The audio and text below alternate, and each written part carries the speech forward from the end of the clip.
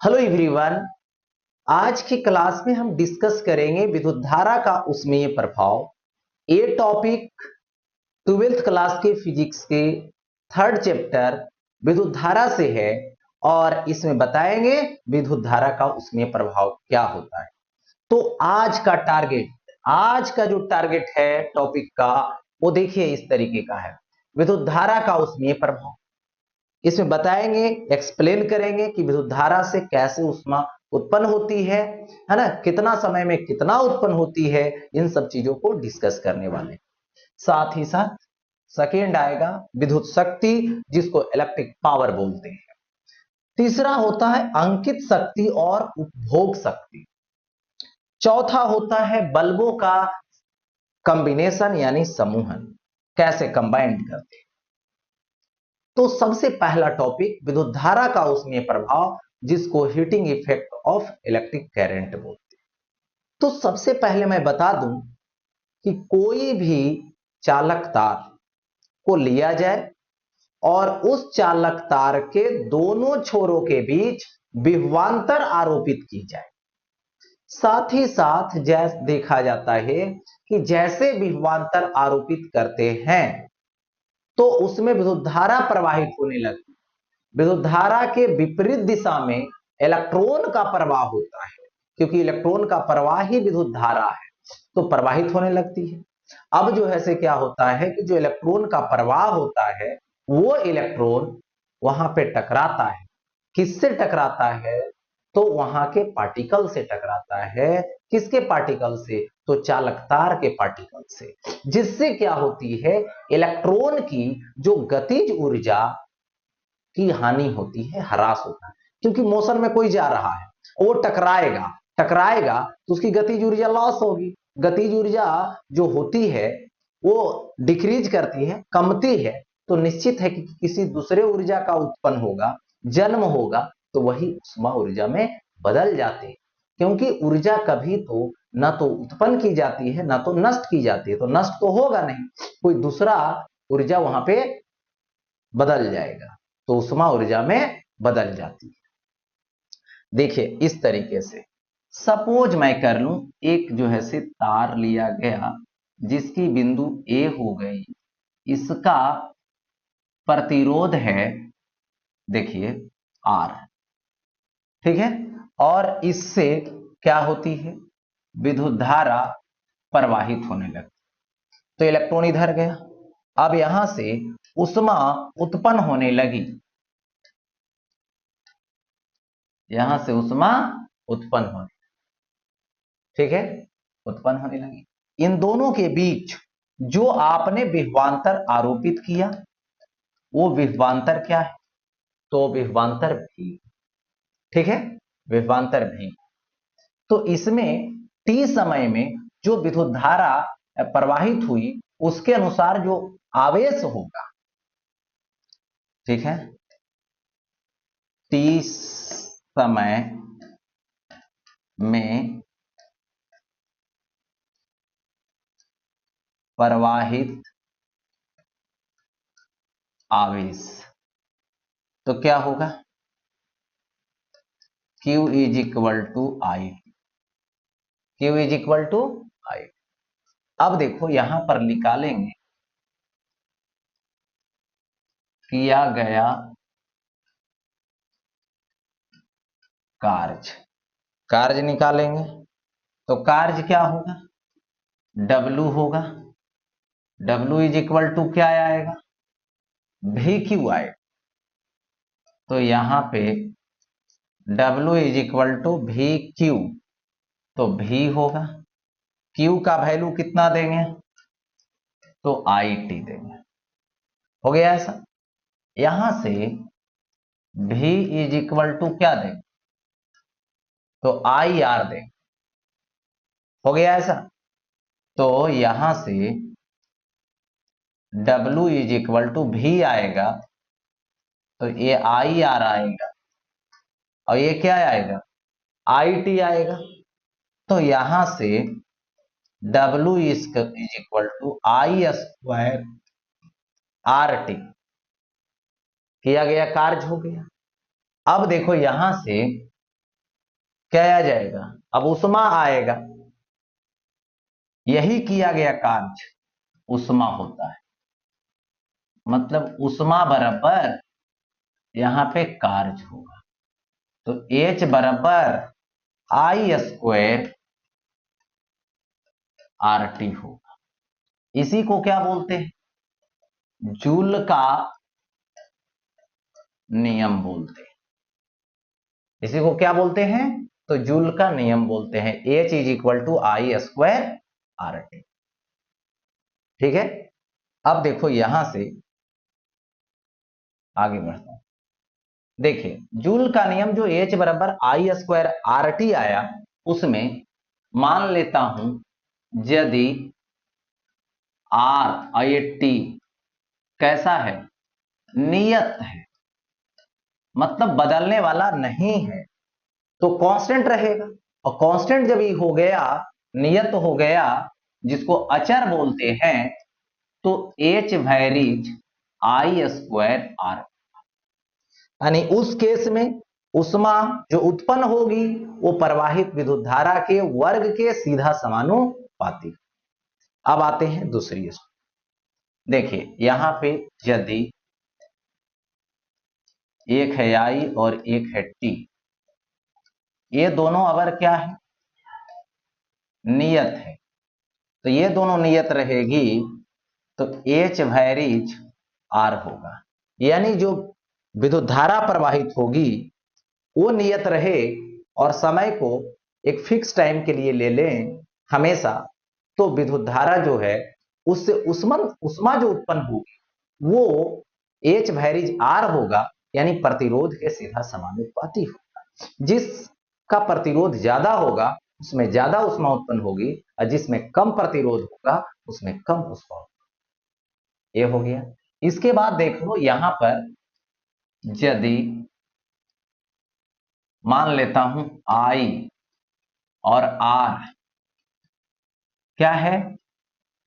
तो नियत है, तो इस केस में उष्मा वैरीज T होगा। यानी जितना ज्यादा टाइम के लिए विद्युत धारा प्रवाहित करोगे उतना ज्यादा है ना उष्मा उत्पन्न होगी। ऐसी बात है। अब आगे बढ़ता हूं। देखिए ये है इलेक्ट्रिकल एप्लायंस है, विद्युत युक्तियां है जो उष्मीय प्रभाव से संबंध रखता है। ठीक है, जैसे सबसे पहले देखिए ये है विद्युत बल्ब, जो इलेक्ट्रिक बल्ब है। इसकी जो फिलामेंट होती है वो जलती है। ठीक है, इसमें विद्युत धारा जब प्रवाहित होती है तो उष्मा के रूप में उत्पन्न होती है, और ऊर्जा जो है ना, प्रकाश ऊर्जा के रूप में, उष्मा ऊर्जा के रूप में उत्पन्न होती है। तो इसका देखिए, इसका जो फिलामेंट है, सबसे पहले फिलामेंट ये जो देख रहे हो फिलामेंट, ये किसका होता है? तो टंगस्टन का होता है। ठीक है, टंगस्टन का होता है। एक दूसरा, इसकी जो प्रतिरोधकता है वो निम्न होता है। नहीं सॉरी, इसकी जो है ना प्रतिरोधकता है, हाँ, निम्न होता है। प्रतिरोधकता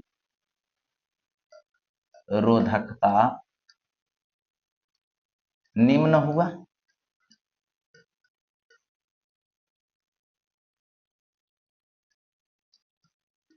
निम्न हुआ। गलनांक,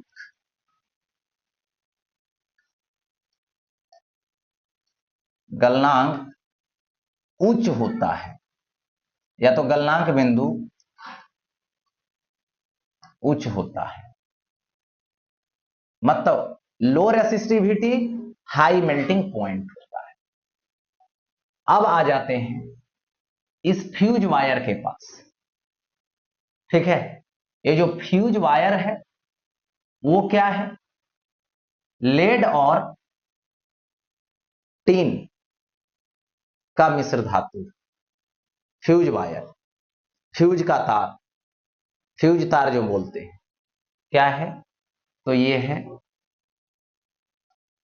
लेड प्लस टीन है। तो लेड और टीन से बना हुआ है। ठीक है, इसकी जो प्रतिरोधकता है वो निम्न होती है और गलनांक बिंदु भी निम्न होता है। इसीलिए जैसे ही थोड़ा सा ज्यादा वोल्टेज आ जाएगा तुरंत फ्यूज उड़ जाएगा। ठीक है, ये देखो विद्युत हीटर है, इसमें जो तार लगा हुआ है ये तार, ठीक है, नाइक्रोम है। नाइक्रोम जो होता है वो निकेल प्लस क्रोमियम का मिश्र धातु, जैसे लेड और टिन फ्यूज तार कैसे मिश्र धातु है, उसी प्रकार से निकेल प्लस क्रोमियम, निकेल और क्रोमियम का ये जो है से मिश्र धातु है जो नाइक्रोम है ना। इसकी जो प्रतिरोधकता होती है वो उच्च होती है और गलनांक बिंदु भी इसका उच्च होता है।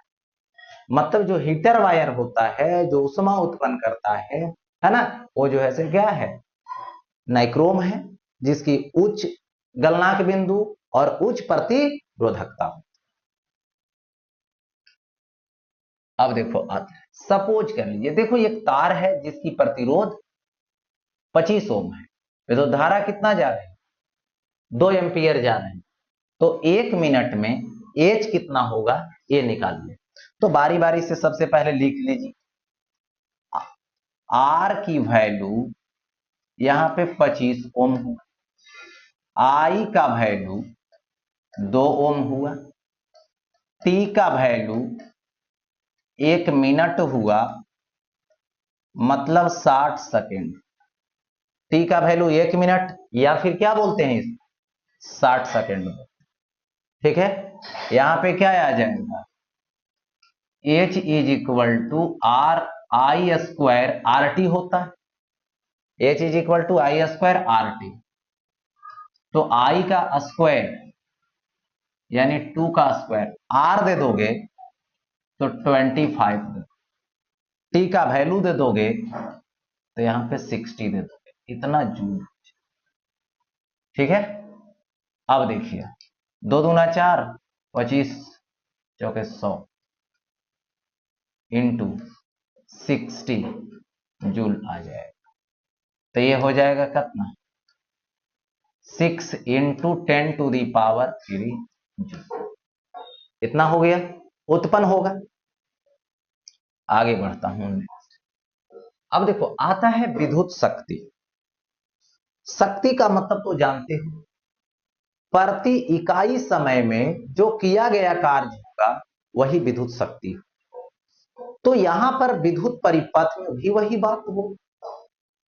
ठीक है, या तो इलेक्ट्रिक बल्ब ले लो, तो इलेक्ट्रिक बल्ब जो है प्रति इकाई समय में जितना विद्युत ऊर्जा का उपभोग करेगा वही उसके लिए विद्युत शक्ति हो। ठीक है, तो यहां पर यही बात करनी है। तो देखिए विद्युत शक्ति इज इक्वल टू विद्युत ऊर्जा बाई समय होगा। अब देखिए यहां पर विद्युत शक्ति P होगा, विद्युत ऊर्जा के रूप में तार से क्या होगा H बाई टी, तो H के जगह पे आई स्क्वायर आर टी दे दूं, I square R t by t, t t cut जाएगा। So P is equal to I square R आएगा, हो गया। यदि मैं आई के जगह पे दे दूं V बाई आर का होल स्क्वायर, आई बराबर V बाई आर, तो V बाई आर का होल स्क्वायर, तो V square R square, I R होगा, आर आर कट जाएगा, तो P is equal to V square by R हो गया ऐसा। अब देखो यहां से आते हैं, तो P इज इक्वल टू आई है और स्क्वायर है तो आई इंटू आई और आर दे, तो आई आर तो भी होगा, तो P बराबर वी आई। सो पावर की 3 फार्मूला हुई, क्या क्या? तो P is equal to I square R. कब अप्लाई करेंगे? जब विद्युत धारा और प्रतिरोध मालूम रहेगा तो आई स्क्वायर आर लगे। उसी तरीके से भी स्क्वायर बाई, तो भी स्क्वायर बाई आर कब लगाएंगे? तो जिस समय विभवांतर मालूम रहेगा और प्रतिरोध मालूम, एक होगा यहां पे भी आई। तो जिस समय विभवांतर और विद्युत धारा मालूम होगा तो उस समय भी आई लगाए। ठीक है, आगे बढ़। अब आता है सेल के द्वारा स्थानांतरित शक्ति, यानी सेल से जो शक्ति स्थानांतरित होगी, ट्रांसफर्ड होगी, उसकी बात करनी है, उसकी चर्चा हमें करनी है। तो समझ लें, सबसे पहले एक सेल मैंने लिया, ये सेल हुआ जिसका ईएमएफ ई है। इसके बाद इसका आंतरिक प्रतिरोध आर है। इसे हम एक बाहरी प्रतिरोध आर से जोड़ दिया, बाहरी प्रतिरोध आर से जोड़ दिया। अब जैसे जोड़ा तो इसमें विद्युत धारा प्रवाहित होने लगी। ठीक है, हो गया ऐसा। तो आई की जो वैल्यू होगी, I is equal to EMF by total resistance, external plus internal. तो यहां पे सेल जो शक्ति स्थानांतरित किया वो किसके लिए किया, ये समझना है। तो यहां पे जो सेल शक्ति स्थानांतरित किया, ये बाहरी प्रतिरोध के लिए स्थानांतरित किया, बाहरी प्रतिरोध के लिए स्थानांतरित किया। तो यहां पर शक्ति जो होगी स्थानांतरित, इसकी बात करने वाले, तो P इज इक्वल टू क्या होता है, तो आई स्क्वायर आर होता है। ठीक है, so P is equal to I square, मतलब E square by R plus are का होल स्क्वायर इनटू क्या आएगा, कैपिटल आर। तो ये हो गया स्थानांतरित शक्ति, इसको क्या बोलते हैं, स्थानांतरित शक्ति। ठीक है, तो ये स्थानांतरण के टाइम की शक्ति है। अब देखो आगे बढ़ता हूं नेक्स्ट। अब देखो महत्तम शक्ति थ्योरम आता है। तो महत्तम शक्ति थ्योरम की यदि बात करें तो देखिए पावर है, पावर जो है आर पर निर्भर कर रहा है, जो बाहरी है।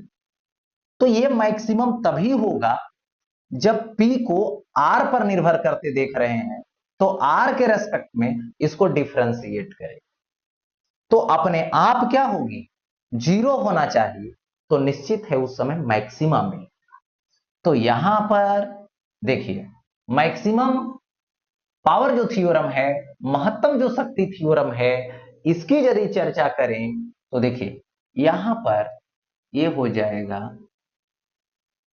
dp by D R is equal to zero. किसके लिए, P मैक्स के लिए। ठीक है, तो d बाई डी आर रहने दीजिए, यहां पर P के जगह पे लाओगे जो कि कितना आएगा, ई स्क्वायर आर आएगा बाई आर प्लस आर का होल स्क्वायर।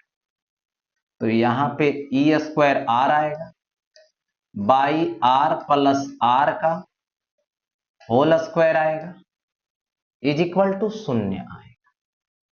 अब देखिए यहां पर, अब इसमें जो कांस्टेंट है उसको बाहर कर, तो ई स्क्वायर बाहर आ गया, डी बाई डी आर ले लें, ये क्या होगा, R by R plus are का होल स्क्वायर होगा इज इक्वल टू जीरो होगा। अब इधर लेकर चले जाएंगे तो ये तो जीरो हो जाएगा। इसके बाद देखो डी बाई डी आर और यहां पे ये हो गया R by R plus R का whole square is equal to 0। अब इसको डिफ्रेंसिएशन लगा दोगे, और डिफ्रेंसिएशन जब लगाओगे तो ये u है और ये क्या है, v है। तो u और v के फॉर्मूला के अकॉर्डिंग डिफ्रेंशिएट कर देना। पहले u को करना है v बाहर होगा, फिर v को करना है u बाहर होगा, और नीचे v square is equal to 0। जब करोगे तो इसका कंसेप्ट आ जाएगा सॉल्व करके, capital R is equal to small r। यानी महत्तम शक्ति थ्योरम ये बता रहा है कि मैक्सिमम पावर उस समय होगा जिस समय बाहरी प्रतिरोध आंतरिक प्रतिरोध के बराबर। ठीक है, तो ये जो P मैक्स होगा वो होगा करना, तो E square capital R, E square capital R, तो हो गया small r by capital R भी स्मॉल r होगा, तो यहां पे R प्लस R का होल स्क्वायर। देखिए, तो P मैक्स है, P max is equal to E square R होगा बाई R प्लस R का होल स्क्वायर, यानी 2R का होल स्क्वायर, तो 4R स्क्वायर होगा, तो एक R से एक R कट जाएगा। So P max is equal to E square by 4R हो गया, E स्क्वायर बाई 4R। तो P max is equal to E square by 4R हो। ठीक है, दे दिया गया है सर। अब यहां पे डिस्कस करो इसका ग्राफ से समझ। देखो ये है पावर, यहां पर ये है R। जिस समय स्मॉल r कैपिटल R आपस में बराबर होगा, तो ये तो बदलने वाला नहीं है, सॉरी, कैपिटल R देना है, ये बदलेगा। तो कैपिटल R जिस समय स्मॉल r के बराबर हो उसी समय पावर मैक्स होगी। ठीक है, उस समय पावर मैक्स होगी, और इसका ग्राफ जो खींचाएगा वो ऐसे कर्व खींचाएगा, और इस समय जिस समय बराबर होगा उस समय पावर मैक्स होगा, जो E स्क्वायर बाई 4R। तो किसी सेल से जो महत्तम शक्ति थ्योरम है, प्रमेय है, वो किस समय अप्लाई होता है, तो बोलना है जिस समय आंतरिक प्रतिरोध के बराबर बाहरी प्रतिरोध होता है उस समय महत्तम शक्ति उपभोग होता है, मैक्सिमम पावर कंज्यूम होता है। ठीक है, तो यही है मैक्सिमम शक्ति थ्योरम। ओके, अब देखो आगे बढ़। अब आता है अंकित मान, और अंकित मान जिसको रेटेड और डिजाइन वैल्यू बोलते हैं। जैसे कोई भी विद्युत उपकरण लेने जाते हैं, जैसे मान लो इलेक्ट्रिक बल्ब लेने, तो इलेक्ट्रिक बल्ब पर जो है से लिखा हुआ रहता है 220 वोल्ट और 6 वाट, 12 वाट, 9 वाट, इस तरीके से 100 वाट, 250 वाट। तो ये जो है दो चीज लिखा हुआ है, एक 220 वोल्ट और एक पावर उस पर लिखा हुआ रहता है, शक्ति लिखा हुआ। तो जब हम लोग बल्ब ये सब लेने जाते हैं तो शक्ति बोलते हैं, वोल्टेज हम लोग के डोमेस्टिक सर्किट जो है उसका फिक्स है 220 वोल्ट। इसलिए घरेलू सामान जितने भी उपकरण आते हैं वो 220 वोल्ट वाले ही होते हैं, इसलिए वो फिक्स है, इसलिए 220 वोल्ट नहीं बोलना पड़ता है, सिर्फ पावर बोलना पड़ता है जो डिजाइन किया हुआ है। ठीक है, तो यहां पे हम डिस्कस करें। सबसे पहले जैसे मैं एक बल्ब लेता हूं, ठीक है,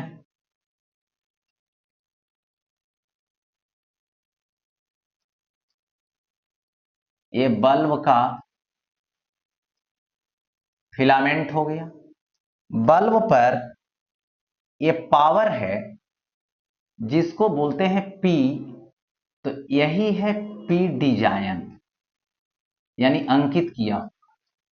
और ये क्या है, तो भी डिजाइन, पावर और वोल्टेज लिखा हुआ जो रहता है वही डिजाइन है।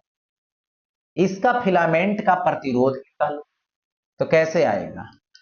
तो यहां से पावर यानी P design is equal to V square by R. तो भी कौन सा लेंगे? डिजाइन वाला, भी डिजाइन और बाई आर, ठीक है। सो आर इज इक्वल टू ए आ जाएगा भी डिजाइन के स्क्वायर, और बाई कितना आ जाएगा?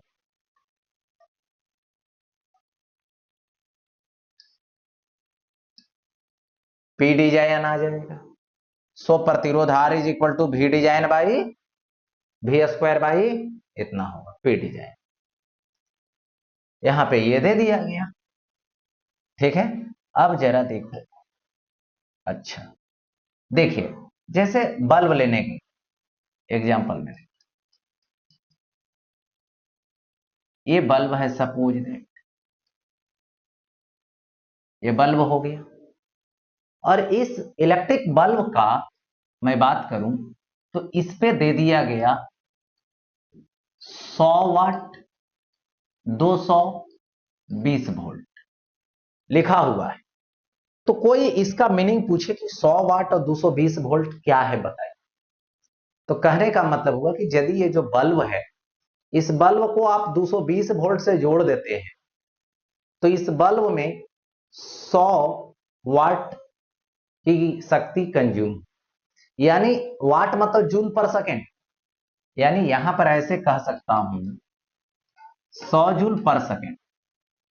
जब 220 वोल्ट से जोड़ोगे तब, यदि इसको 220 वोल्ट से जोड़ते हो तो प्रति सेकेंड 100 जूल ऊर्जा का उपभोग किया जाएगा, 100 जूल ऊर्जा का उपभोग होगा। यही इसका रेटेड वैल्यू बता रहा है, इसका अंकित वैल्यू यही बता रहा है कि इस बल्ब को यदि 220 वोल्ट से जोड़ते हो तो प्रति सेकेंड 100 जूल ऊर्जा का उपभोग, 100 जूल ऊर्जा का उपभोग।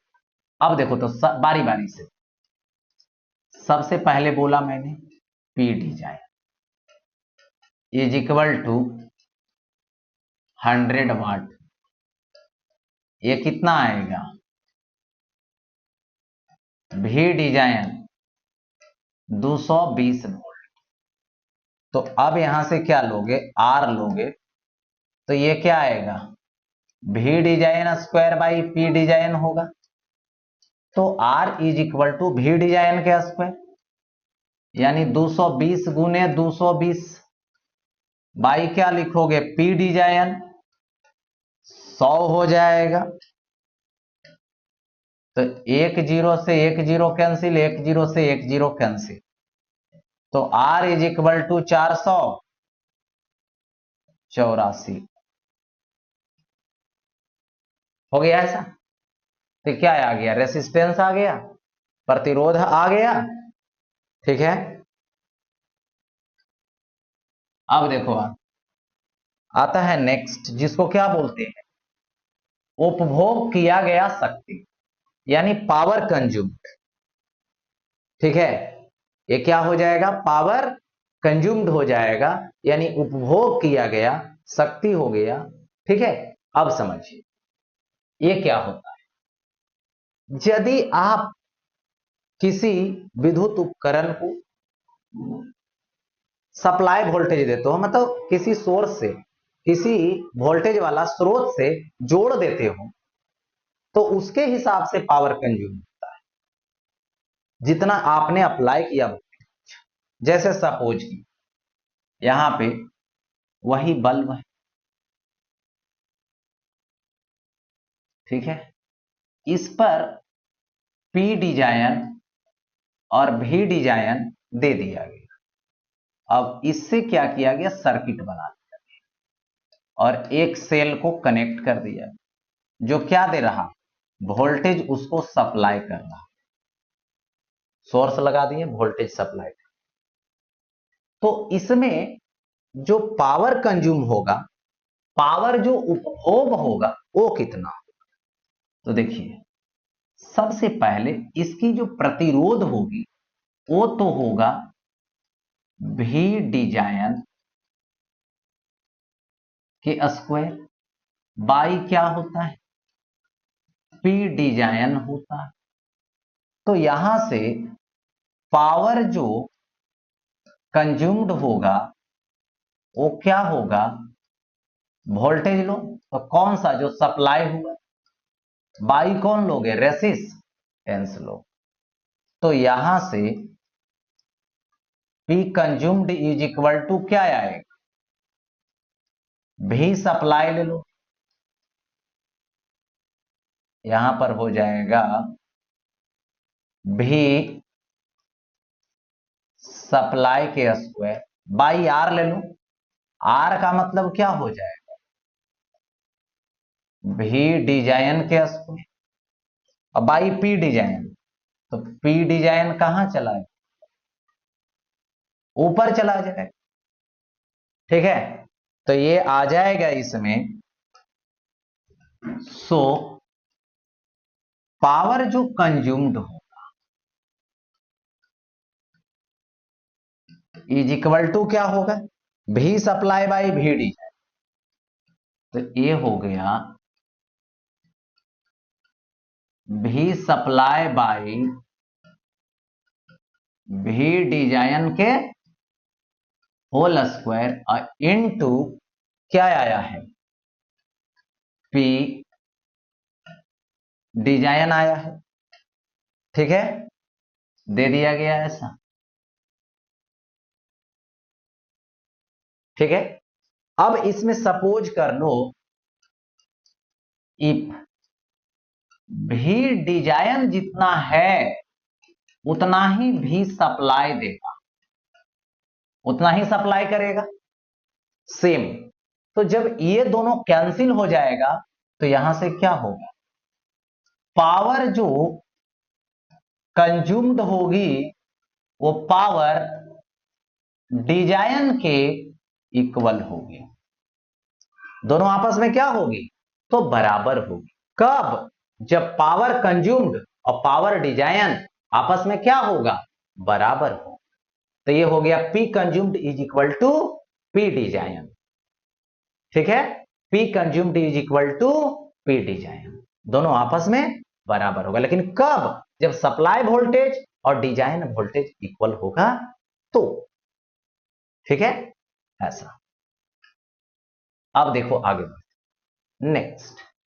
ठीक है, देखिए बल्ब है जिसका पावर डिजाइन किया हुआ है, तो पीडी हो गया कितना, 30 वाट हो जाएगा। वोल्टेज मतलब भी डिजाइन।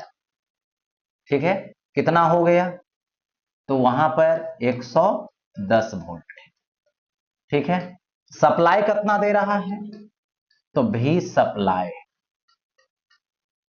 सप्लाई कितना है तो 220 वोल्ट है, यही ना। तो मुझे क्या चाहिए, पी कंज्यूम्ड चाहिए। तो P consumed is equal to what, मुझे मालूम नहीं, पावर कंज्यूम्ड चाहिए। ठीक है, दे दिया गया ऐसा। अब इसके बाद आगे बढ़ता हूं, मुझे पावर कंज्यूम्ड चाहिए। तो power consumed is equal to, formula है supply voltage by design voltage का whole square into P design. तो भी सप्लाई ले लेंगे, भी डिजाइन ले लेंगे, इसका होल स्क्वायर कर देंगे, पी डिजाइन ले लेंगे, यही तो है।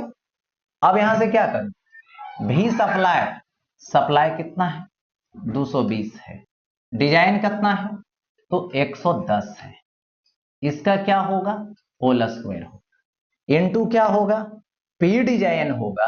तो पी डिजाइन क्या होगा, यहां पे 30 हो गया, पी डिजाइन 30 होगी। अब यहां से क्या करोगे, कैंसिल, 2 से कैंसिल हो जाएगा, 4 इंटू 30 यानी 30 चौके 20 से 120 वाट, यानी इतना कंज्यूम। यानी ऐसे सवाल को इस तरीके से बतलाना है, बनाना है, ठीक है, तो क्लियर हो। अब देखो आता है बल्बों का समूहन, यानी कॉम्बिनेशन ऑफ बल्ब, यानी जो इलेक्ट्रिक बल्ब है उसको जब कंबाइंड करेंगे तो क्या क्या होगा, कैसे कैसे होगा, कॉम्बिनेशन क्या होगा, क्या पावर मिलेगी, यही सब चीजों पे हम अभी डिस्कस करेंगे। तो सबसे पहले ये बता दूं, जो हम बल्ब कनेक्ट करने जा रहे हैं, ठीक, उस बल्ब का जो पावर है, मान लो दो बल्ब है, एक बल्ब ये है, ठीक है, जिसका पावर P1 है, ये हो गया फर्स्ट बल्ब, ठीक है। दूसरा एक बल्ब है, देखो ये, इसका पावर P2 है, ये सेकेंड बल्ब हो गया, ठीक है।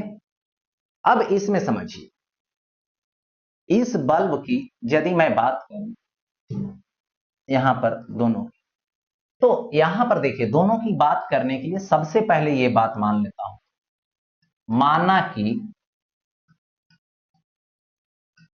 माना कि सप्लाई वोल्टेज और डिजाइन वोल्टेज बराबर है, जो कितना है, भी है, यही ना। तो इस बल्ब में जब चलोगे तो इसकी जो प्रतिरोध आएगी R1 आएगी, जो क्या आएगी, यहां से भी स्क्वायर, भी डिजाइन का स्क्वायर बाई पी डिजाइन। ऐसा क्यों, क्योंकि आप लोग जानते हैं पावर इज इक्वल टू भी स्क्वायर बाई आर होती है, तो आर इधर आएगा, पी इधर जाएगा, हो गया ऐसा। देखो तो ये हो गया। उसी तरीके से इस बल्ब के लिए लोगे R2, तो भी स्क्वायर बाई पी होगा, P2 होगा।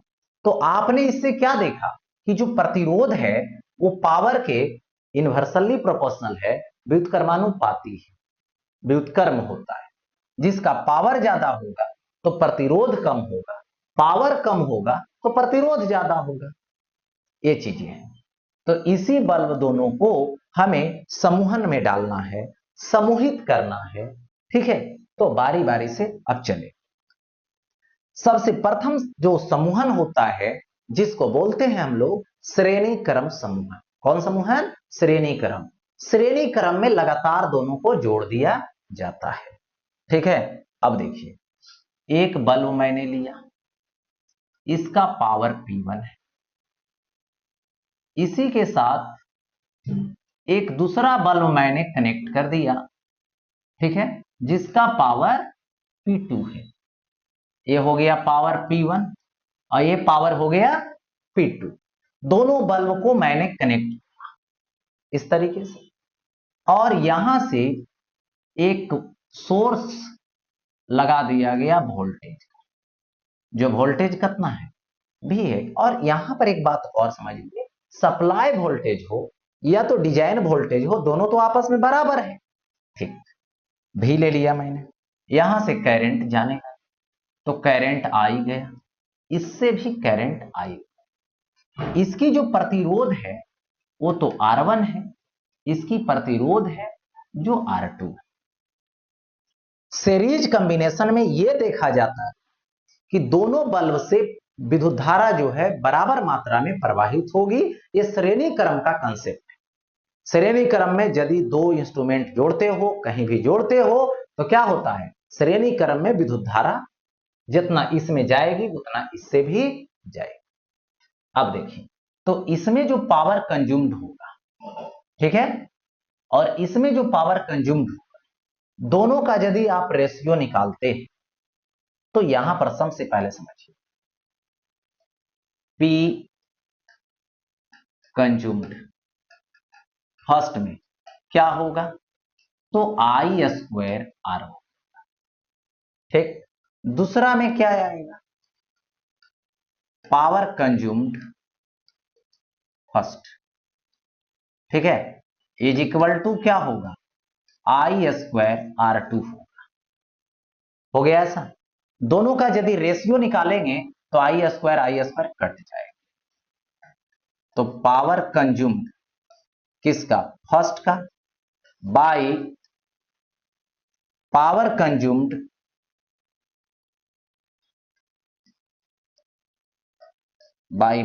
कंज्यूम्ड सेकेंड का, जो कितना आएगा R1 बाई R2 आएगा। हो गया ऐसा।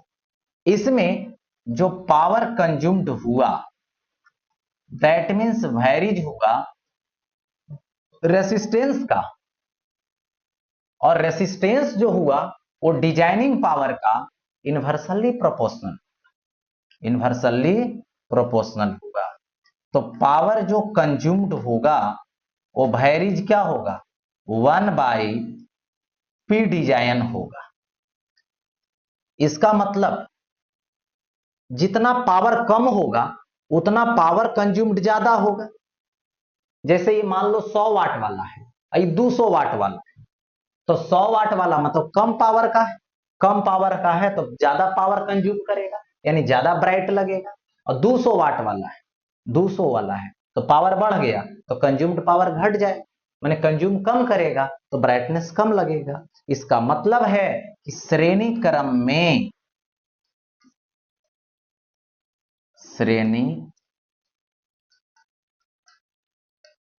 में निम्न शक्ति का बल्ब उच्च शक्ति वाले से अधिक चमकीला होता है। ठीक है, श्रेणी क्रम में जो कम शक्ति का बल्ब होगा वो ज्यादा चमकीला, और जो ज्यादा शक्ति का होगा कम चमकीला होगा। देख सकते हो। अब इसमें आता है कुल शक्ति। ठीक है, टोटल पावर जो कंज्यूम होगा वो कितना होगा। ठीक है, ये तो पर्सनली हुआ बारी बारी से, और दोनों को ऐसे ऐड कर सकते हो, power first plus power consumed second, लेकिन ऐसे फॉर्मूला निकाल देखिए, यहां से P कंज्यूम्ड जो होगा टोटल वो कितना होगा, V square by total R series में R1 प्लस R2 होगा।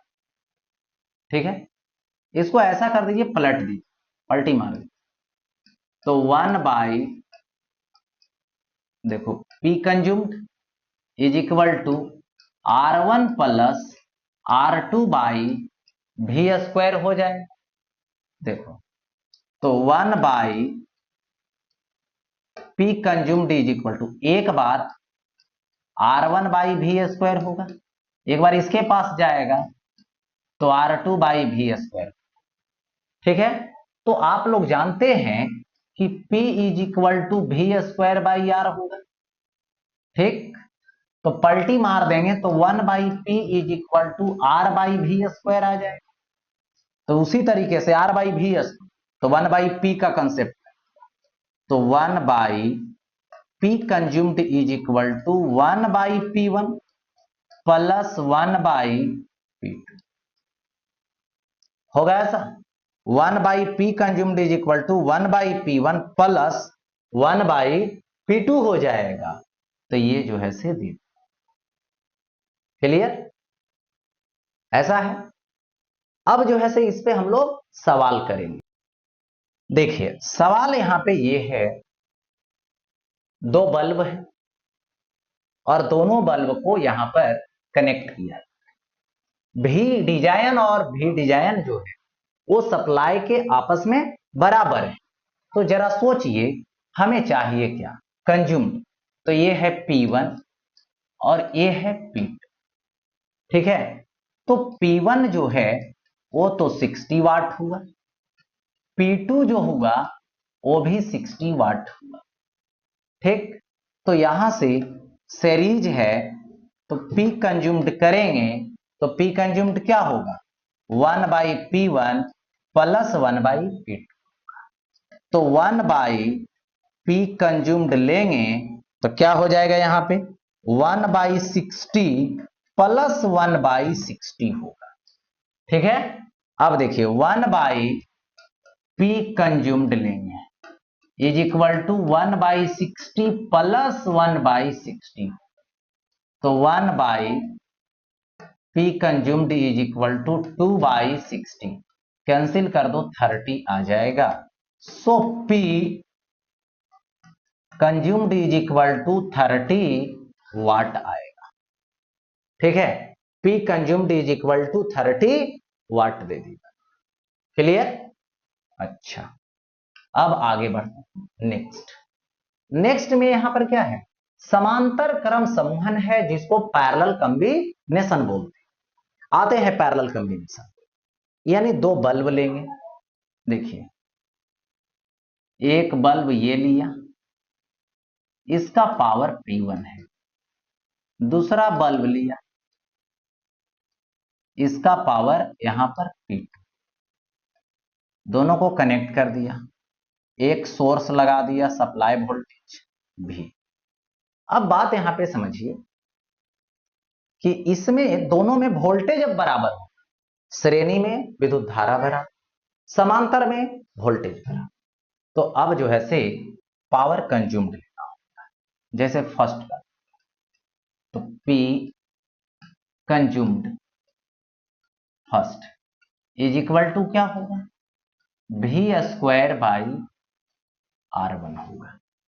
उसी तरीके से P कंज्यूम्ड होगा सेकेंड का, तो V² होगा। दोनों का रेशियो निकालोगे तो V² कट जाएगा, नीचे वाला ऊपर चला जाएगा। तो यहां पर होगा P कंज्यूम्ड फर्स्ट होगा बाई P कंज्यूम्ड सेकेंड होगा, जो R2/R1 आएगा। ठीक है, यानी कैसा है, उल्टा है, इन्वर्सली है। तो यहां पर लिख सकते हैं पावर जो कंज्यूम्ड है वो वैरिज क्या है 1/R है, और R जो होता है वो डिजाइन पावर के व्युत्क्रमानुपाती होता है। यानी R जो होता है वैरिज 1/P डिजाइन होता है। तो जब यहां पर लाओगे तो P कंज्यूम्ड वैरिज भी डिजाइन हो जाएगा। यानी कहने का मतलब होगा कि जितना ज्यादा पावर का बल्ब होगा उतना ज्यादा शक्ति का उपभोग होगा, मतलब उतना ज्यादा ब्राइट होगा। तो समांतर क्रम में जितना अधिक शक्ति का बल्ब होगा उतना ज्यादा चमकीला होगा। जैसे समांतर क्रम में एक 100 वाट लो, एक 200 वाट, तो 200 वाट वाला समांतर क्रम में ज्यादा चमकीला और श्रेणी क्रम में छोटा चमकीला हो जाता। श्रेणी क्रम में याद रहे छोटा शक्ति वाला चमकीला होगा, समांतर क्रम में बड़ा शक्ति वाला चमकीला होगा। ठीक है, अब देखो आगे लेते हैं कुल माने कुल उपभोग किया हुआ शक्ति। यानी यहां पे ले लें पावर जो कंज्यूम्ड होगा पूरा, उसकी बात करें तो V² टोटल रेसिस्टेंस यानी R इक्विवेलेंट, जिसको हम लोग लिख सकते हैं V² इंटू 1/R इक्विवेलेंट। ठीक है, कौन सा कॉम्बिनेशन चल रहा है, तो यहां पे समांतर क्रम चल रहा है। तो समांतर क्रम में 1/R इक्विवेलेंट, तो 1/R1 प्लस 1/R2, दो ही गो तो है। तो यहां से क्या आएगा V²/R1 प्लस V²/R2। तो ये क्या होगा P कंज्यूम्ड होगा, तो ये क्या आएगा P consumed is equal to V²/R1 तो P1 होगा, V²/R2 तो P2 हो गया ऐसा। तो इस तरीके से समांतर क्रम में यदि आप टोटल कंज्यूम पावर लेते हो तो टोटल कंज्यूम पावर जो होती है वो डायरेक्ट ऐड होती है। Direct add means in the sense P1 plus P2 करते चले जाएंगे। तो ये सिचुएशन देखने को मिलता है। ठीक है, अब बढ़ते हैं आगे। देखिए यहां पर दे रखा है कि एक 100 वाट है, 220 वोल्ट है, 100 वाट है, 220 वोल्ट और सप्लाई भी 220 का है। चलिए तो पावर कंज्यूम, तो P1 तो हुआ 100 वाट, P2 भी हुआ 100 वाट। समांतर क्रम में जो पावर कंज्यूम्ड होता है टोटल, वो डायरेक्ट P1 प्लस P2 होता है, और बल रहता तो और जोड़ देते, तो यहां से क्या आ जाएगा 100 प्लस 100 यानी 200 वाट आएगा। यानी समांतर क्रम में शक्ति का जो कंज्यूमिंग होता है वो ज्यादा होता है और श्रेणी क्रम में कंज्यूम कम होता है। तो ये रहा यहां पर सीरीज और पैरेलल से रिलेटेड। ठीक है, तो आज की टॉपिक यहीं तक समाप्त होती है, फिर मिलते हैं नेक्स्ट टॉपिक के साथ।